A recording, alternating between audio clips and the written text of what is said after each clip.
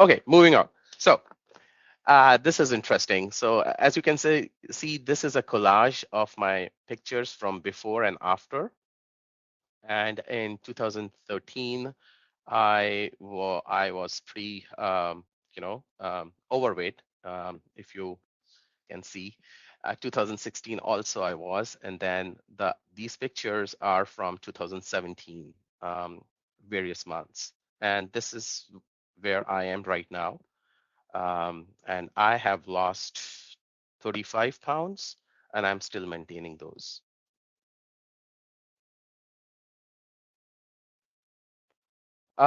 Here's my journey. It's an overview. I know there's a lot of information, but then there is a summary as well. Please jump in anytime if you have any questions or if you have any doubts. Um, so from 2001 to 2016, I tried various weight loss techniques, and those were like mixed, like all kinds, very sporadic here and there, with lots of inconsistent results. When I say inconsistent, meaning I would go cardio for a few weeks, then I stop, then I'll do some diet, then I'll stop. And it was not something that was constant. It was changing, but over a period of time, I kept on piling weight. Um, and it was very challenging for me. Come 2017, I tried a different way. I just stepped out of my comfort zone and started running and running hard because once I started getting results, when I say results, I used MyFitnessPal on my cell phone, and I would log everything I do. So I lost 35 pounds in 4 months, but it was hard, extremely hard. When I say hard, like although it became a habit, but the first few weeks were extremely hard, as you guys can also experience.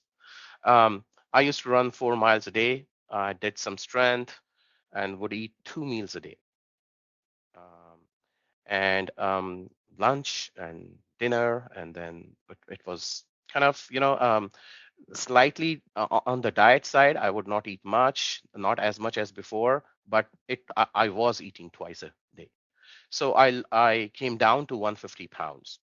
2018, this whole exercise regime, it plateaued on me. I started OMAD, which is 1 meal a day. So that's why to combat that, I started OMAD on in December, and then reduced my workouts from 7 days to 4 to 5 days a week. I got immediate results, but those were temporary. I still gained back 5 pounds despite doing all this. In 2019, I continued with OMAD, and 4 days a week, I maintained my weight at 155. And then 2020, I quit smoking. I used to smoke like 3 to 5 cigarettes a day. I must confess, yes, I did. And then I quit that. I picked vaping, but continued with the 1 meal a day regime, reduced my exercise to 3 days, and my weight again creeped up to 160 pounds.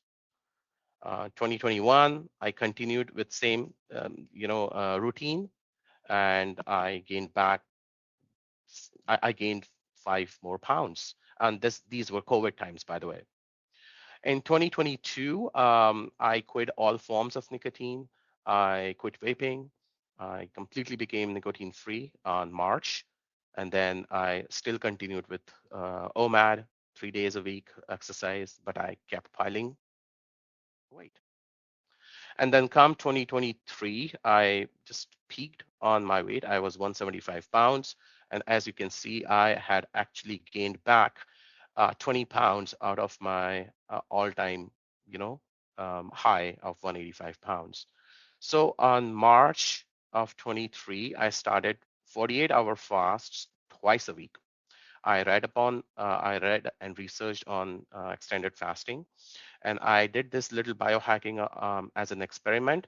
But after excellent results, I continued it, and to this day I do that.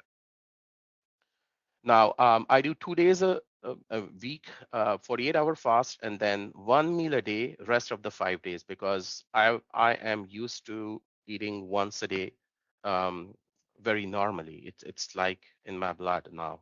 I'm very habitual to doing that. While I was doing 48-hour fast, because I just started, I stopped workouts, and which did not give any significant results. I mean, did not give any negative results to me. I still managed to lose 19 pounds in 6 months. In October last year, I hit 155 pounds. Oh, by the way, I am 5'7", so and my ideal weight should be anywhere around 150 to 155 pounds. So I did reach 155 pounds, and I was happy. All numbers in range. What does that tell me or tell you is, all along this journey, I would go to my primary care physician, get my lab results done. And during this biohacking exercise in 2023, prior to 48-hour fasting, I did my labs. And then after 6 months, I did my labs. Nothing else changed. As an experiment, I kept everything constant. Just the 48-hour fast was the only change I incorporated, and all my numbers came to normal. When I say all numbers, I had four biomarkers that were elevated, little elevated, and all those four biomarkers. I'm not sure if they are in the next slide. I think they are. I will, share those with you as well. Those four also came to normal. Now here, stark difference between this kind of weight loss versus the traditional running and diet is that my numbers were very clean, and as opposed to the four biomarkers that I just mentioned, those were all along, sustaining until I started 48-hour fast. So as of now, I'm continuing with periodic fasting, PF, that's what it stands for. Light exercise, just 20 minutes strength exercise, 4 days a week. And I'm approaching 1 year now, and this is my schedule. Um, I eat Sunday dinner, Mondays. Today is Monday, by the way, I'm fasting. Tuesdays and Wednesdays, I take one meal a day. Um, Thursday, I skip, and then Friday and Saturday. And there is one cheat meal where I would have. So I'm averaging right around 5 to 6 meals a week. I'll stop here for any questions. Yeah, I had a quick one. When you first started in the beginning of your journey, did you notice any change in your energy itself? Like, were you more tired after eating once a week or once a day? I'm sorry. So, Are you yeah. talking about the OMAD, like once a day? Yeah. This Mm-hmm. Okay, yes. So it was gradual. So what happened was, all along my college life, I would skip breakfast. I'm anyways never a breakfast person. Um, so I would eat before starting one meal a day. I would eat at like 2 p.m. or something, and then dinner at like 8, 8:30. And then when I stopped eating lunch, it was kind of a transition. I would replace that lunch with fresh fruit juice that I would make, and that I would take that, would have some energy, and then slowly I started taking juice at 4 p.m., then 5 p.m., and then all of a sudden I stopped. I said, okay, I'm too close to dinner. Let me stop that. Just keep, rejuvenating myself with water and stuff. Now the question about energy, no, my energy over a period of like couple weeks, it actually started boosting. You'll be shocked to know that I was more energized when I did not eat, and I'll go through that as well. Good question, by the way. Thank you. Okay, moving Hey, on. Yash, Go ahead. Yeah. So are you able to hear me? yes, yes, yes, Ganesh. Go ahead. Yes, sir. Sorry, initially when I joined, there was some audio issue. I don't know if you asked me something. Sorry about that. Initially when I joined, there was some audio issue. I don't know if you Okay. asked me any questions initially. Anyway, so my question is, I don't know if you're going to cover soon, but some people take instead of a big chunk food, they take like small chunks, right? Instead of one meal or two meal, they take Uh-huh. it. They take it multiple meals, but Uh-huh. with a with a small quantity. Yeah. So do you know like which one is better? Like a one day meal? I don't know if it's a bulk meal or something, or That is having a two three meals. Yeah. That's an excellent question, and I'm going to go back here.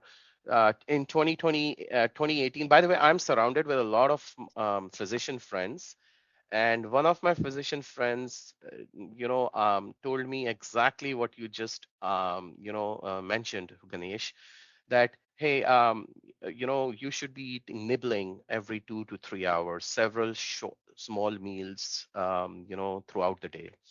And I did some research and figured out, and this is 2018 story about OMAD. I shared that, article.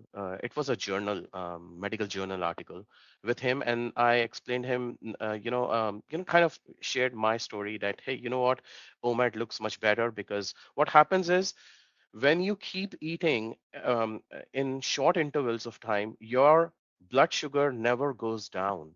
Your blood sugar always keeps up. And the whole idea about weight loss is to keep your sugar levels down because when you eat your blood sugar goes up and so does your insulin is a hormone that works opposite it regulates basically blood sugar. Otherwise, if and when you eat every few hours, you are keeping your insulin at elevated levels. So to answer your question, no, um, you should not be eating small meals every few hours. You should feast or you should fast. That's my mantra. I mean, I either feast. When I say feast, I mean, and if I'm, fasting from, 24, 36, 48 hours, I won't be able to, gulp a lot. But the idea about mentioning feast is like you eat and then you keep a gap between the next eating cycle. Got it. Yeah. Okay. Thank you. Problem. Okay, so here's the summary. And these are just the critical, points in my life that happened. So I'm just gonna go through it. Uh, 2017, lost 35 pounds with, the traditional cardio and strength. 2018, I started OMAD. That OMAD, continued for 4 years. But until 2022, I also, made lifestyle changes. I stopped all forms of nicotine. It tremendously helped me, but I kept gaining weight. And then 2023 is when I started extended fasting. And these are my these are my biomarkers that were elevated in 2023, early 2023, and they all came back to normal. Now, one thing I would tell is all along this journey from 2017 to 2023, my numbers were getting better every year. It was not like I was going back to 2016 levels. They were all getting better, and the best I got was before 48-hour fasting. That was, well, second best, I would say. So before 48-hour fasting, like I just mentioned, in March of 2023 last year, I took the lab results, and those lab results had these four elevated numbers. Now these biomarkers were slightly out of range, but that was still my best at the time. And after 6 months of extended fasting, everything came back to normal. I mean, I can't imagine that it happened because I'm so glad to share that this never happened in my life. Never.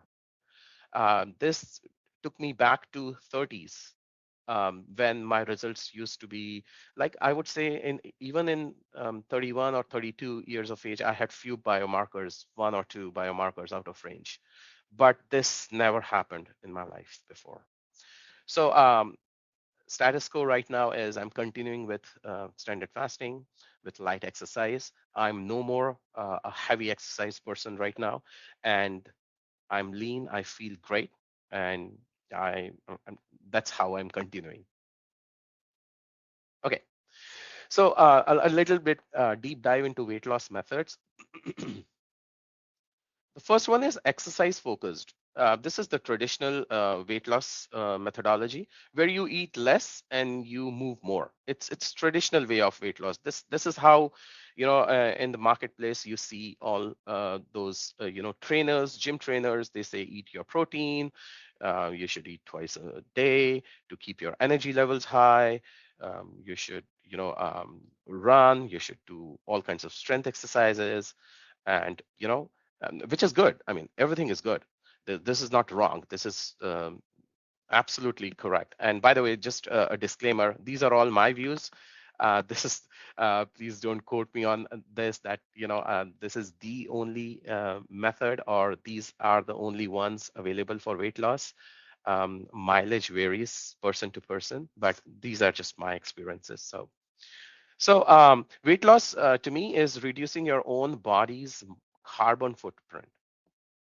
Um, Based on research, I have figured that 84% of your weight loss is nothing but carbon dioxide exhaled from breath. Yes, you'll be shocked to know that. Some of you may know, but for every 10 pounds of fat you lose, 8.4 pounds of it is exhaled as carbon dioxide, and 1.6 pounds as water and sweat.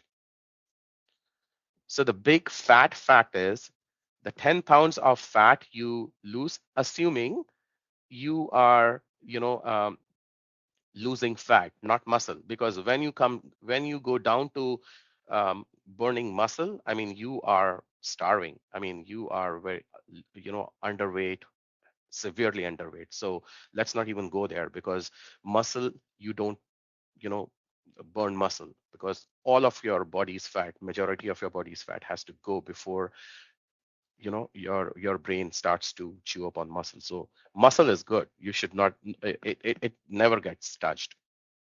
So the big fat fact is 10 pounds of fat is when you actually lose 8.5 pounds of it as carbon dioxide through breathing.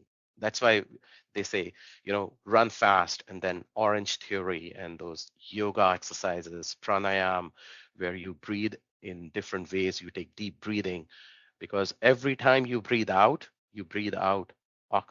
carbon dioxide, and molecular weight of carbon dioxide is more than oxygen that you inhale. Sorry to go into a little biochemistry of things, but I'm from science background, so many of you would be as well. So please chime in if you relate or if you have any comments.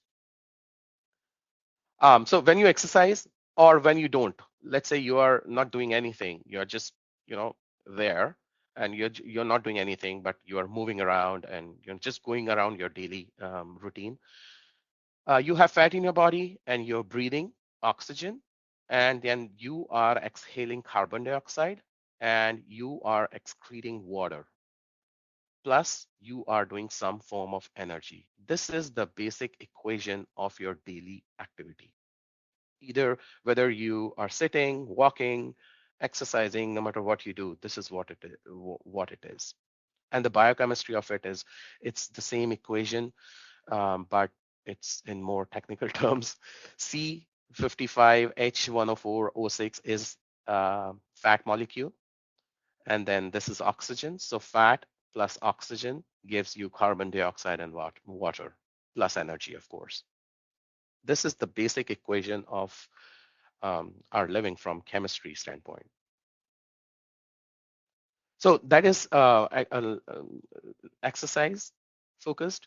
The other one is diet focused with little bit of exercise. And this is where I found the first one was very hard for me to maintain. Second one was okay, but it was still hard to maintain and sustain, because with exercise and with diet focused and exercise, I kept myself seeing hungry most of the times, because you can't eat this, you can't eat that, you have, keto diet, and staying away from energy drinks, which I always do. I don't take energy drinks or sugar as much at all, actually. Anti-sugar and energy drinks. But diet in general, always counting my diet, how much I'm taking, carbs, how much protein, and it was a big mess. And then exercise. So two big factors in my life, counterbalancing each other. It was very tough. It was very hard for me to balance this. So for me it was very hard to maintain. And then the last one, which is my favorite, fast focused. This is this worked for me. With low to moderate exercises, it's easy to maintain and sustain. So this is the focus, and this is what I found to be the best. And it integrated with my lifestyle and with my work and family pretty well. Okay, moving on. Fast focused weight loss, and these are all technical terms I discovered through reading and through videos that I saw. uh, the first one is intermittent fasting, as you know, IF. It is 16/8, and this is the most popular. People do that all the time. It didn't work for me, by the way, because the way my body metabolizes is it didn't do any change in my weight. Time restricted feeding is kind of like intermittent fasting, but it is more tied to certain times of the day. So like 8 to 10 or 5 to 9 p.m. you eat only during that time every single day without any changes. The third one is OMAD, one meal a day. This is a little harsher. It's hard to maintain, but still, it's you eat just once a day. So pick a time, and that's what it's meant to be, one meal a day.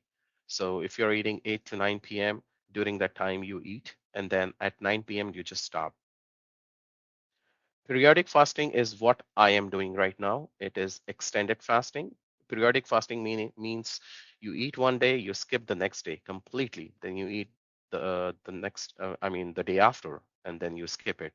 But I'm not doing a true periodic fasting. I only I do skip just 2 days a week. And the last one, which I've never gone into, and this is more for scientists, it's fast mimicking diet. It is, it is much more practical than periodic fasting that I'm doing. But this fast mimicking diet means you eat certain, you eat a diet which mimics fast. And I don't know where that diet is available. So I don't know what, how to get, how to get, a hold of such diet. But this is where, uh, scientists, when they tested on, mouse, they use this FMD. Okay, internals of 48-hour fasting. Oh, by the way, let me pause for any questions.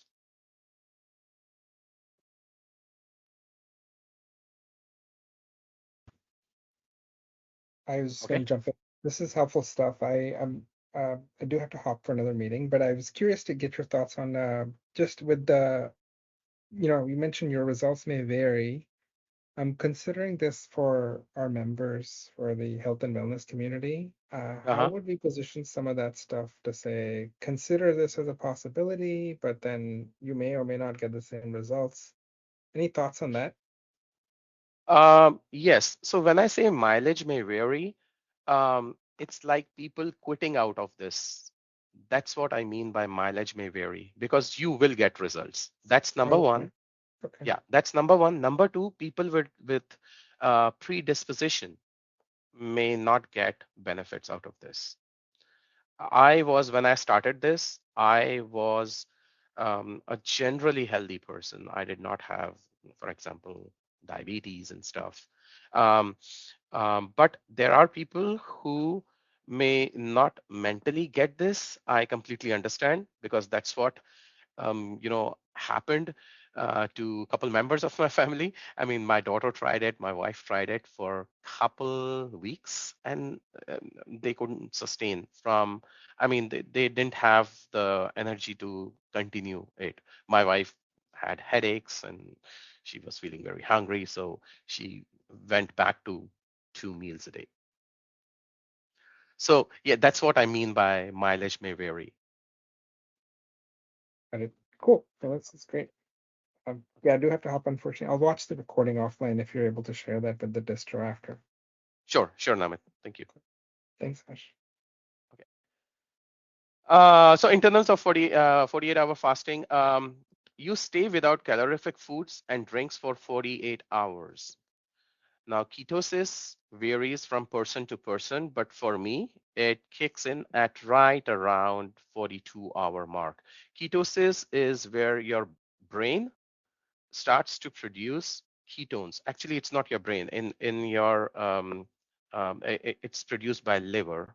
Liver starts to produce ketones, and your brain needs energy. And in rather than burning sugar or glycogen, it starts to burn ketones, which is more efficient ketone bodies. So in a normal course of a day, you eat, right? So when you eat, your food gets converted into sugar, which is glycogen, and that is what your body uses for all of your functions: moving hands, breathing, working out, talking, sitting, standing, doing all kinds of activity, right? All motor activity is driven by glycogen. And the whole idea about exercise and weight loss and fasting is you burn out all of your glycogen, meaning all of your food that's in your body from, let's say, last night. You the body digests it, and after it burns out or uses all of the um, glycogen, it's the body starts to create its own fuel, which is ketones. And ketones are produced by your fat. That's when your fat burning starts, and that's when your weight loss starts. That's why they say you run on empty stomach, because if you run on slightly full stomach or full stomach, you're not burning fat, you're burning your food. Food is nothing but glycogen, your sugar. So your body goes through autophagy from 18-hour onwards. Autophagy is a process, like I just mentioned, where fat burning, happens the most. Your body looks for food, but since all of your glycogen is completely depleted, it starts to clean up your cells, all of the bad cells. It starts to process it, converts it into protein, and use that uh, you know, recycled protein to keep you going. And that is autophagy. Autophagy is kind of like, for lack of better word, cannibalism, your body's own cannibalism to feed feed you. During this time, what should not be consumed? Nothing. I mean, you stay away from sugars, carbs, fats, and proteins. However, there is a catch. Um, I limit my calorie intake to maximum 15 to 20 calories per 24 hours, because when you get into ketosis, your mouth dries up. You breathe a little weird because your body is exhaling. You're exhaling, ketones pretty much. When I say exhaling, meaning your breath has ketone bodies, and it is weird. So I have chewing gum all the time in my mouth. And but then the thing here is that if you limit your calorie intake to 15 to 20 calories per day, you do not get kicked out of ketosis. You still remain in ketosis, and that keeps you going. What can be consumed? This is my recipe. So I take water, I take lime water. I created my own drink. 0 calorie plain soda with black salt, a couple of teaspoons of apple cider vinegar, and lime. And I keep this with me throughout the day. Because when you fast, your sodium levels go down, your blood pressure goes down. You don't want your blood pressure to go to critical level. And without sodium, or with critically low levels of sodium, you may just fall down. You may, you will feel dizzy, and that's not good. And so you have to be very careful when you are fasting. You have to keep replenishing your body with minerals. So black tea, well, it's not really black. I mix it with 1 teaspoon of skim milk for 6 cups of tea. And again, I don't go by this, drop by drop. Sometimes it's 2 teaspoons, but the whole idea is very, very little milk. Um, Same goes with coffee. I also sometimes use Minute Maid zero sugar drinks. It's 8 ounces, has just 5 calories, so I take maybe a cup in the night before sleeping because I feel very, very energized, and I have to have something in my stomach to actually become relaxed and then sleep, because you are extremely active when you're not eating. Uh, you know, and that would surprise you, but that's the fact. Um, 8 ounce of chicken broth. It has 10 calories per 8 ounce. I sometimes do this, either this or zero sugar drinks, or sometimes none of these. Sometimes I'll have half a very small piece of carrot, cucumber, um, and peeled cucumber. That's it. And all of these things do not kick me out of ketosis. Okay. I think we are on time here. I'll save last maybe 5 to 7 minutes of Q&A, but please feel to jump in with questions if you have. Benefits of 48-hour fasting. It slows cell aging. It improves cellular repair and delayed tissue aging. I have experienced a different texture of my skin when I started 48-hour fast in last 1 year. Believe it or not, people say that. I haven't been watching myself for skin differences, but people tell me. It reduces inflammation. Um, it improves insulin sensitivity. I've gone through it. Basically, you become more sensitive to insulin. Yeah, when you fast, your insulin levels remain constant. You are very relaxed. You don't get any sugar surges or food surges. In fact, as you move on with your fasting, your hunger depletes. Your hunger goes down and down and down. And there's a hormone associated with every action we do, right? So the hunger hormone is ghrelin. So your ghrelin levels are very high when you are around your feeding time. So that's why by 12 noon, and then whenever you eat your dinner, you start feeling hungry, because your ghrelin levels go higher during that time, because your body cycle is um, set up like that. It reduces blood sugar, it reduces blood pressure. So people with low blood pressure should not be doing 48-hour fast. It helps in weight loss, of course. It increases energy and productivity levels. Yes, I feel more productive and more energized when I'm not fasting. Of course, I keep um, taking my fluids, right? I have to keep taking my, um, you know, I have to keep myself hydrated with minerals. It saves time. When I say it saves time, I don't have to worry about lunch. I don't have to plan about lunch. I don't have to think about lunch. I don't have to cook my lunch. So, or dinner, right? Money savings, although that's just a byproduct. It saves money, obviously. If someone is eating, if I eat like 5 to 6 times or 7 times a week, that's a big difference than eating 21 meals a week. Um, with an average of 3 meals per day. But that I never considered that as kind of a benefit, but it does come with this. There are no brain fogs after lunches. So after lunch, if you have a meeting or something like that, you feel very dull and fatigued because your body is digesting food and you feel sleepy. I don't have that anymore at all. And then it also eliminates all kinds of junk food and snacking from your lifestyle, because if you have decided that you're, for example, today I'm not eating, I'm not eating. It's done. So I don't even think of having any snacks. Any questions on my version of benefits of 48-hour fasting?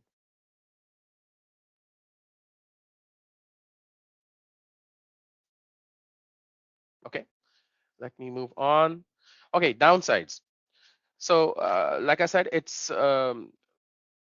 difficult to perform. It's not easy. Most of the people, I would say 95, I would say 100%, but I don't want to say 100. 99% of the people I have met, they say it's extremely difficult to perform. I don't know how you do that. Is it tough? And so on and so forth. Um, it may cause hair loss. It did to me. When I say hair loss, I mean hair thinning. I did experience some hair thinning because your hair needs protein, and the protein in your hair follicles, because every hair has a root, and under the root is a stem cell, and then the hair follicle, and the entire hair is made up of protein called keratin. And lower levels of keratin happen because of fasting. And when you have lower levels of keratin, you may see slight hair loss. At least in my case, it happened. So, but no worries. I worked around that. There are certain hair loss, methods and medications over the counter, of course. There's one minoxidil that I use, and um, I have been fine. My hair grew back, and once I started using these. Sleeping hungry isn't easy. Actually, in my case, it's very, very difficult in the night. So what I do as a workaround is I take organic uh, melatonin, and I think they say the the dosage should be 3 milligram. I in fact take 2.5 milligram only when I am not able to sleep, and this does not cause um, any damage to the body. That's what I have learned and researched. So sometimes I take only 2.5 milligrams, like an hour before I sleep, and then I get some sound sleep. Another downside of 48-hour fasting is your circadian rhythm gets impacted. It is your body's internal eat and sleep cycle. So when you are not eating on a certain day, on that day, your body is expecting um, to feed it, and when you don't, it gets impacted. And to do so, but the thing is, I'm regular, so I'm regularly skipping Mondays and Thursdays, and that helps the body understand. Um, Again, no major issues that I have experienced. My PCP is aware of my extended fasting schedule, and he's fine with it because as long as my numbers are great and as long as I'm feeling great, I'm happy. He thinks if that works for you, please continue. I'll pause here again for some questions. I have just 3 slides left.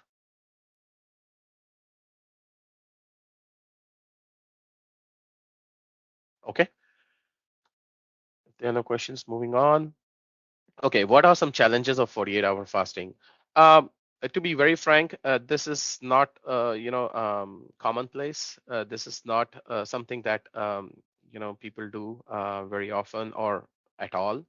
So my family, friends, and even relatives, they've initially pressured against this new lifestyle, and it's extremely hard to explain to everyone. To be very frank, it's not easy.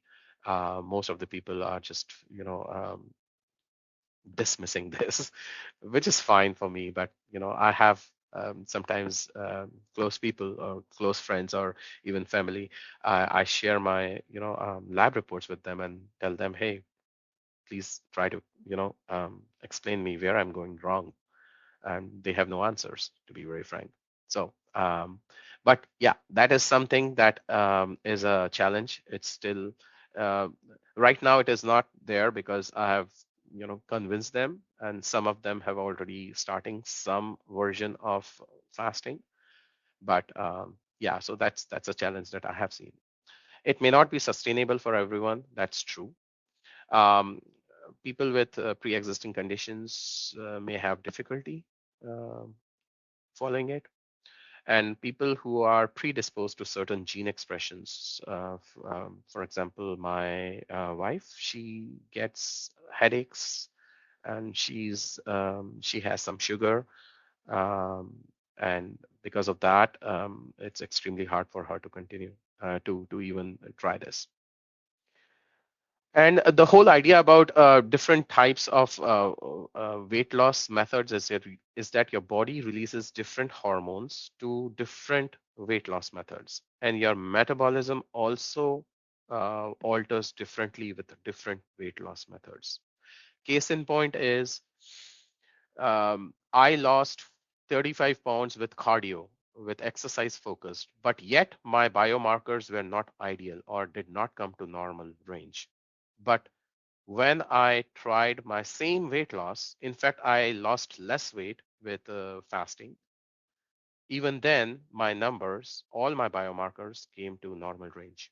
So that tells me that your biomarkers um, behave differently with different weight loss methods. And that is very, very, hard to understand, guys. It took me a lot of time to understand this concept that you may lose weight by running, but it may not be um, fully healthy for you. In at least in my example. But when I did the same weight loss with fasting, it gave me miraculous results as far as my overall body's biomarkers and lipid profile and all the numbers were concerned.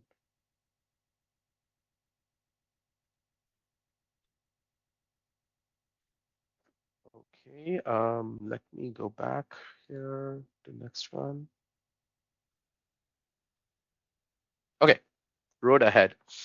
Um, it's not all about weight loss.